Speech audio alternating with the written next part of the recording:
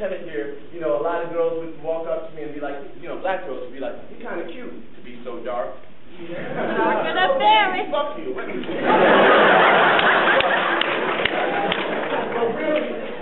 really, I wouldn't do that because I didn't have the confidence to do that. I just, you know, save up my allowance and buy more and bleaching cream. Fading. Blemish fading. I had one big blemish. And so, but it was weird because I didn't really hate my skin.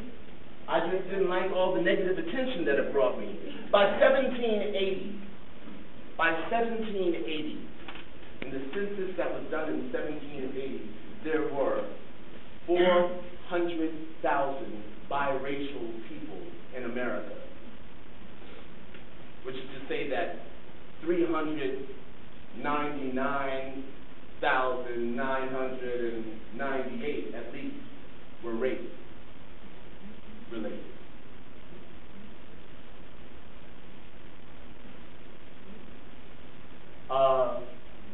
So that the issue, but surrounding that, the issue of complexion, I mean, like, we talk about and celebrate the idea of Madam C.J. Walker, but let's also just look at this, you know, like, here is the history of black American capitalism. The first black millionaire in America is a woman by the name of Madam C.J. Walker, who made her millions selling hair straightening products and skin bleaching cream to black people. Lines are rattling the block. Plantation, whatever.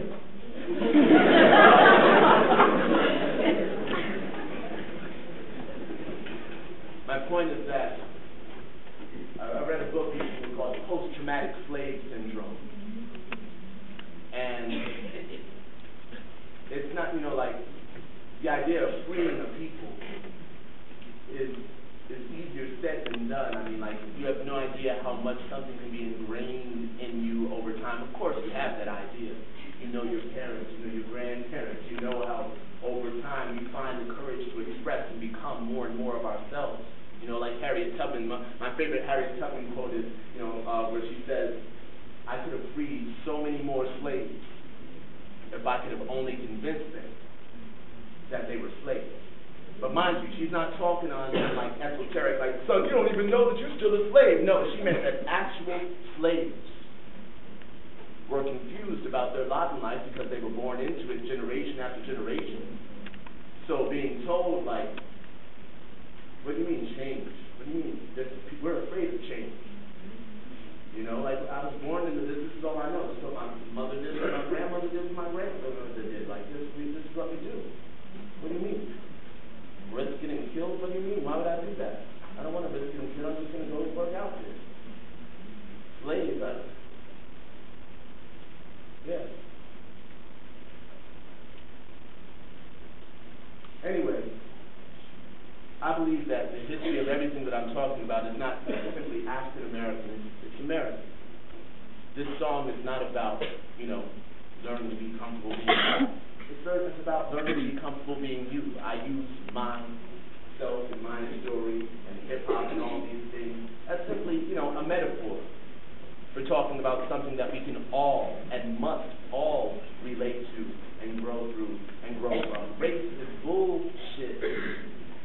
It's bullshit. There's nothing internally that distinguishes us. Even my black consciousness, the only reason why we claim black so tough is because white people called us it.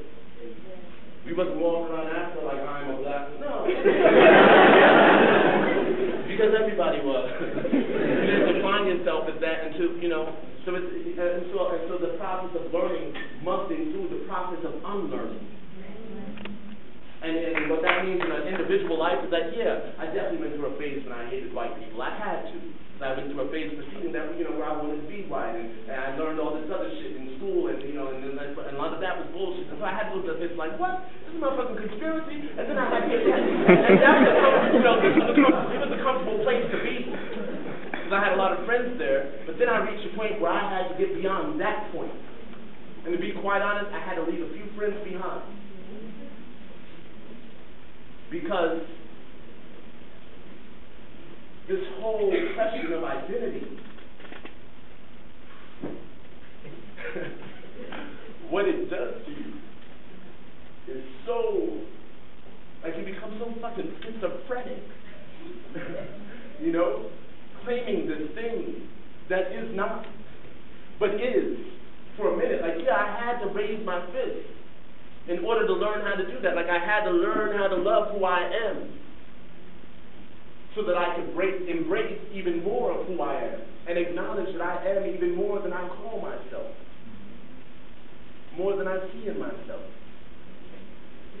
You know? So that one of my favorite poets, a poet by the name of Hafiz, has this poem where he says, the other is a lie. Which is to say that anything that disconnects us from the idea that we are one